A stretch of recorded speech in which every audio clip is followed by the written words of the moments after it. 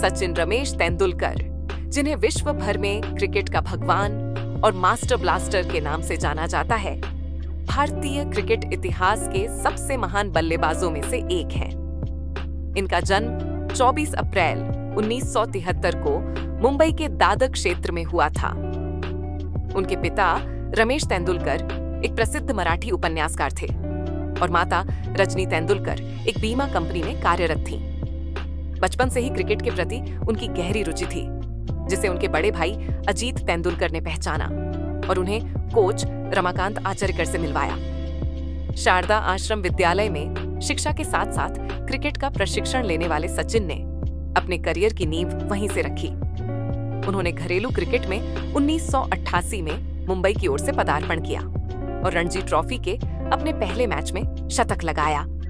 इसी वर्ष उन्होंने विनोद कांबली के साथ मिलकर हैरिस शील्ड टूर्नामेंट में 664 रनों की रिकॉर्ड साझेदारी की।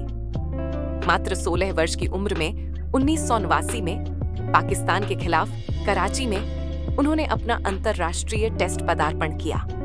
उस मैच में उन्हें वकार, यूनुस और वसीम अकरम जैसे गेंदबाजों का सामना करना पड़ा और एक गेंद से नाक पर चोट लगने के बावजूद वे मैदान पर डटे रहे, जिसने उनकी मानसिक दृढ़ता और समर्पण को दर्शाया। इसके बाद उन्होंने पीछे मुड़कर नहीं देखा।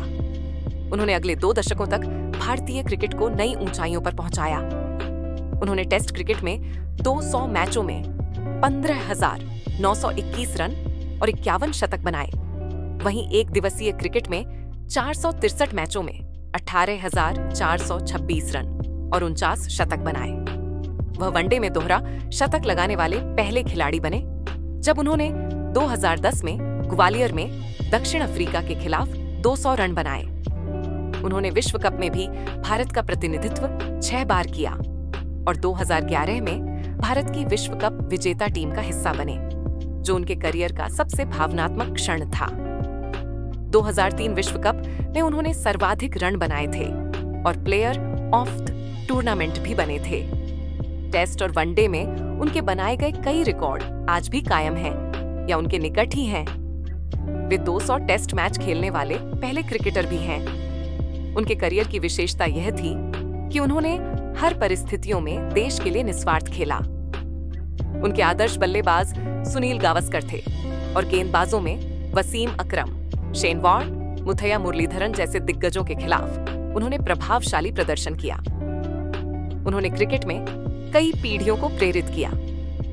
भारत सरकार ने उनके योगदान को सम्मानित करते हुए उन्हें अर्जुन पुरस्कार 1924, राजीव गांधी खेल रत्न 1997, अनाटे हाट, पद्मश्री 1999, पद्म विभूषण 2008 और भारत रत्न 1914 जैसे सम्मान प्रदान किए।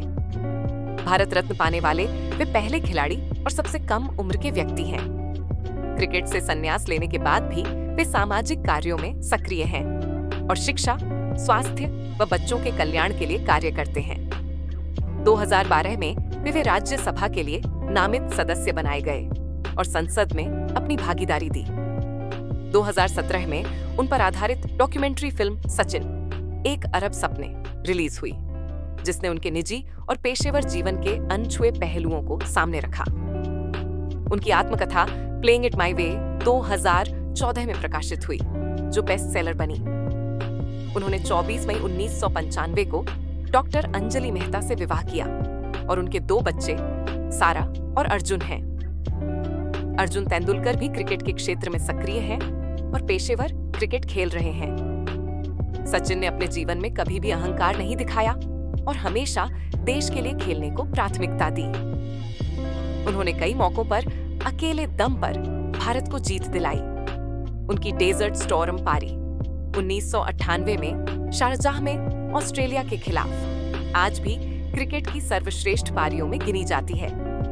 उनकी बल्लेबाजी की तकनीक, टाइमिंग और संतुलन अद्वितीय था। वे जितने अच्छे खिलाड़ी थे, उतने ही अच्छे इंसान भी थे, जिन्होंने कभी भी अपने प्रशंसकों को निराश नहीं किया। उनके संन्यास के समय वानखेड़े स्टेडियम में उनके विदाई भाषण ने पूरे देश को भावुक कर दिया। उनके शब्द, मेरे जीवन के 24 साल और मेरे बचपन के 22 साल इस खेल को दिए गए हैं, ने हर भारतीय के दिल को छू लिया। वे एक ऐसे खिलाड़ी हैं जिनका प्रभाव केवल खेल तक सीमित नहीं है, बल्कि उन्होंने देश के युवाओं को कड़ी मेहनत, समर्पण, अनुशासन और विनम्रता का पाठ पढ़ाया है। उनके योगदान को शब्दों में बांध पाना असंभव है।